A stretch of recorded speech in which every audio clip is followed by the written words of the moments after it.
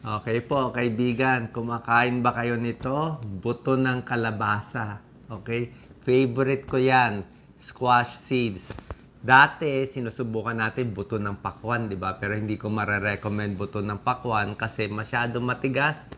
Mapipingot ang ipin natin. Ito ang hilig ko, buto ng kalabasa. Pero isipin nyo, may benefit ba to sa katawan? Para ba siyang mani? Para ba siyang junk food? Magugulat kayo. Sobra siya siksik sa vitamina and mineral. Sobra pala siya siksik. Actually, parang better pa siya than nuts eh. Sa mga mani. May laban siya. Ayan, oh, buto ng kalabasa. Sa atin, tawag natin squash seeds. Sa Amerika, meron sila pumpkin seeds. Pero yung benefits noon, pumpkin seeds, squash seeds, halos pareho din. Ayan, oh. Very nutritious siya. Ayan, oh. Maraming health benefits. I-explain ko mamaya. Pwede ito makatulong sa lalaki, makabuntis. Para sa puso, may tulong. Para sa blood sugar control. Sa may diabetes, pwede ito. Ang maganda kasi dito, wala na siyang added salt eh. Fresh siya talaga eh. Hindi mo nilagyan ng asin, mantika, o sugar. Basta yung buto lang mismo. Pag nagugutom ka, ito nalang kutkutin mo. Pero konti lang ang dapat kainin. Tingnan nyo, gano'ng karami ang pwede kainin araw-araw? 1 ounce lang or 28 grams. Maliit lang yan. Konting-konti lang yan. Siguro mga ganito lang yan. Konting-konti lang siya. Ayan. Kahit konti lang siya, isang baso, 8 ounces. Eh. So, 1/8 lang yon. So, 1 ounce niyan, mataas na sa calories, 160 calories. So, medyo mataas. Pero, sobra naman siyang siksik sa minerals. Magugulat kayo. Protina niya, 8.6 grams. Sobra kasi siya siksik eh. Seeds kasi siya eh. Parang nandyan lahat ng mineral niya eh. Fiber niya mataas. At magugulat kayo, manganese niya, 56%. May copper pa siya, 42%. Magnesium, sobrang halaga ang magnesium. Uso ngayon ng magnesium. Meron nga mga magnesium supplement eh.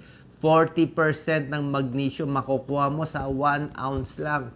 Phosphorus, 28%. Zinc. Kailangan ng zinc, di ba? Panlaban sa sakit, di ba? Antioxidant ang zinc. Para sa semilya, ang semilya ng lalaki, kailangan ng zinc. Iron sa anemic. Lahat yan makukuha mo. Ang tataas, 56, 40, 28, 20% sa 1 ounce lang nito. Bukod dito, meron pa siyang riboflavin and folate at marami pa siyang antioxidant. Bukod doon sa minerals, marami pa siyang antioxidant. Antioxidant, alam naman natin yan. May flavonoids, phenolic acid, may konting vitamin E, may konting carotenoids para sa mga ugat. Hindi magbabara yung ugat. Pag antioxidant, maganda sa puso at maganda rin kahit may diabetes ka. Pero hindi ganyan karami. Mga 1 ounce, konti lang. Tapos, meron din pag-aaral. Although yung mga pag-aaral, syempre, nito mga pagkain, hindi siya kasing laki ng pag-aaral sa mga gamot. Sa mga gamot sa high blood, mas maraming pag-aaral. Pero, yung mga pag-aaral na ginawa sa kanya, like this, may mga observational study na malalaki, nakakatulong siya makaiwas sa breast cancer. May iba pa nga nakakatulong makaiwas sa prostate cancer. Hindi pa siya 100%, pero sa mga pag-aaral, mukhang may tulong. Kasi healthy siya. Ito ang nakakagulat. Itong buto ng kalabasa, pwede pala sa mga lalaki. Diba? Kanina to sa mga babae, breast cancer risk. Ito naman, sa mga babae, lalo na postmenopausal, above 50 years old na babae, lower breast cancer risk. Ito rin naman sa lalaki, pag above 50 ka na, lumalaki ang prostate ng mga lalaki, di ba? Mahirap maiwasan. Pag ang lalaki lampas 50 years old, hirap umihi, madalas umihi. Pag umihi, laging may tira pa. Tapos pag pina-ultrasound, lumalaki ang prostate. Diba? Kaya hirap na hirap. Kaya pag mga lalaki umiihi, nakahawak pa nga sa urinal, nakaganyan para ma-push So, may gamot para dito. May mga gamot, mga dutasteride at iba pang mga gamot. Pero itong buto ng kalabasa, may pag-aaral, pwede rin.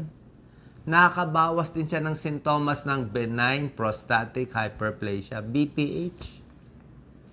May pag-aaral pa nga, pinaglaban siya gamot o buto ng kalabasa. Actually, mas panalo ang gamot.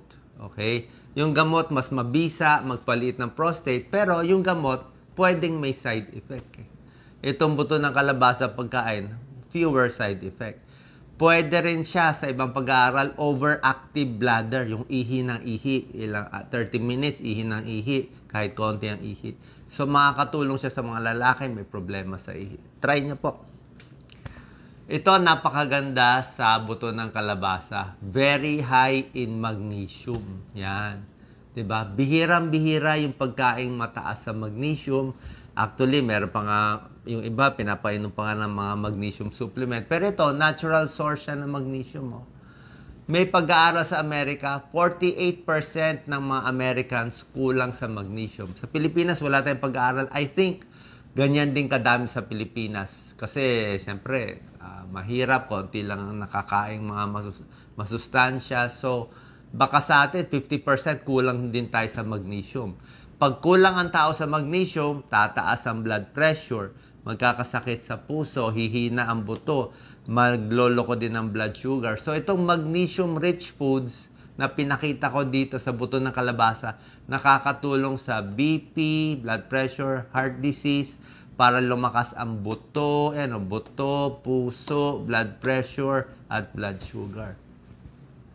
Napakaganda. Ayan, squash seeds. Rich in magnesium and zinc. Sobra taas. Almost 40%. 1 ounce lang. Halos kompleto ka na for the day. Tingnan nyo to. Nakakagulat to. Sa lahat ng pagkain, na hinahanap nating mataas sa magnesium. Ayan, tingnan nyo sino ang panalo. Ito yung dami ng magnesium, yung kulay blue. Ang squash seeds, buto ng kalabasa, siya ang pinakamataas sa lahat. 152 milligrams of magnesium per 1 ounce. So, tinalo pa niya itong sunflower seeds, tinalo pa niya chia seeds, 95, tinalo pa niya brown rice, tinalo pa niya oatmeal, 63 milligrams of magnesium, marami na rin.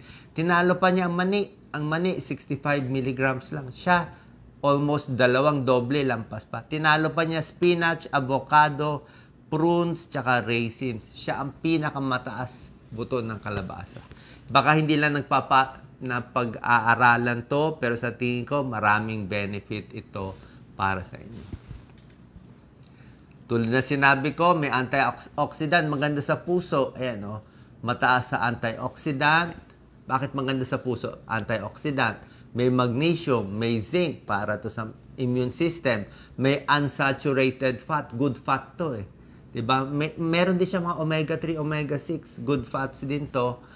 At dahil dito, maganda siya sa cholesterol, nakakababa konti. May tulong din sa blood pressure. Okay? Ibig sabihin, hindi siya nakakasama. May pag-aaral nga, although malilit nga yung pag-aaral niya, pero 12 weeks naman 12-week study, 35 patients, nakababa ng blood pressure 7%, but good cholesterol, pinataas niya ng 16%. Okay? Tinatayaan nila, nakakataas din siya ng nitric oxide para hindi magbara yung mga ugat natin. So, mukhang sa mga malilit na pag-aaral, puro benefit.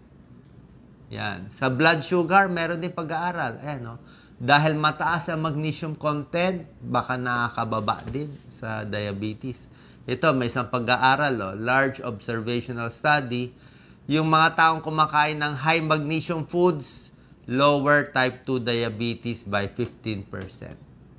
Tsaka pag kumain sila ng pagkain na mataas sa carbohydrates, mas hindi tumataas ang blood sugar nila pag kumain sila ng high magnesium foods tulad ng buto ng kalabasa. Ayan, Kung ayaw nyo nito, pwede kayo oatmeal, pwede kayo spinach, pwede kayo avocado, pero ang lalayo, kahit ang mani, ayan 65 milligrams, so 1 ounce yan. Siya ang super taas, 152. Kaya kakaiba. Okay? Kaya wag natin baliwalain. Ito nga, squash seeds, maganda sa sugar spikes para sa may diabetes. Fiber. Lahat naman mataas sa fiber, di ba? Gulay, mani, mataas sa fiber. Alam natin, mataas sa fiber, pampababa ng cholesterol, para maganda pagdumi, kailangan mo high fiber foods. Sa mga may almoranas, masakit ang puwet, good for digestive health. Bawas din sa heart disease, type 2 diabetes, and pagkataba. Basta konti lang. Yan ang snack nyo. Tapos inuman nyo ng tubig, di ba? Ayos yan. Pumpkin seeds, walang cholesterol, walang sodium, walang mantika, high protein, high fiber. Yan. Ito yung sinasabi ko, 20% ng zinc mo na kailangan mo, meron ka dito. Diba? Yung iba umiinom pa ng vitamins na may zinc, pero dito 20% ng needs mo, 1 ounce of buto ng kalabasa. Yan, ang semilya ng lalaki. Ang semilya ng lalaki, kailangan niya ng zinc eh. So, posible na mapaganda niya to at makabuntis yung lalaki sa mga hindi nakakabuntis. Diba? Pero syempre, pag hindi kayo makabuntis, ang santip ko lagi, pahinga. Pag nagpahinga yung lalaki at babae, mas malaking chance. Mas makakagawa ng semilya, mas mabilis ang galaw, sabayan mo pa ng pagkain mataas sa zinc, either supplements sa zinc or itong mga buto ng kalabasa, makakatulong.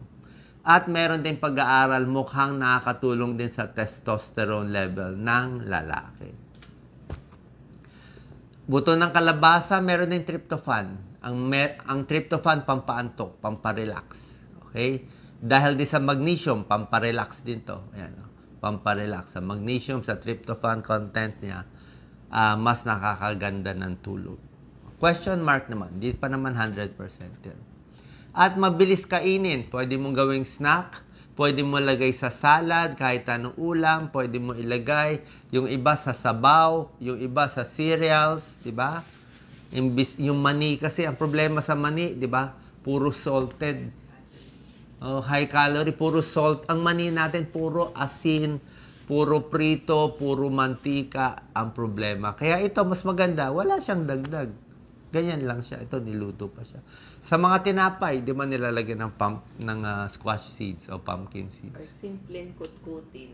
Simpleng kutkutin. Basta 1 ounce lang. Okay? Yan, tulad na sinabi ko, pwede sa puso, pwede sa cholesterol, iwas cancer, pwede sa prostate, bawas inflammation. Napakaganda. Yan. Ito, medyo marami-rami ito. Baka 2 ounces yan. Mga kalahati lang. Ganyan lang. So, inuulit ko, ang squash seeds, buto ng kalabasa, ang taas ng zinc niya, iron niya, hindi ko pa nasasabi, sa anemic, 23%, bihira lang yung may ganyan. Kahit green leafy vegetables, minsan hindi pa nga ganyang karami, pero siya ang taas, 23% ng iron sa anemic. Kulang ka sa copper, may problema sa pagtibok ng puso. Vitamin K, maganda rin niya sa dugo. Manganese, magnesium, ito sinasabi ko, ang daming benefits sa puso, sa buto. Phosphorus, may tulong din yan. Protein na niya, good protein siya, 7 grams. Fiber, mataas. At ito pa, meron siya mga omega fatty acids. Okay, saan po nakatulong tong video? Matry nyo itong pagkain, paminsan-minsan, baka makatulong sa atin po. God bless.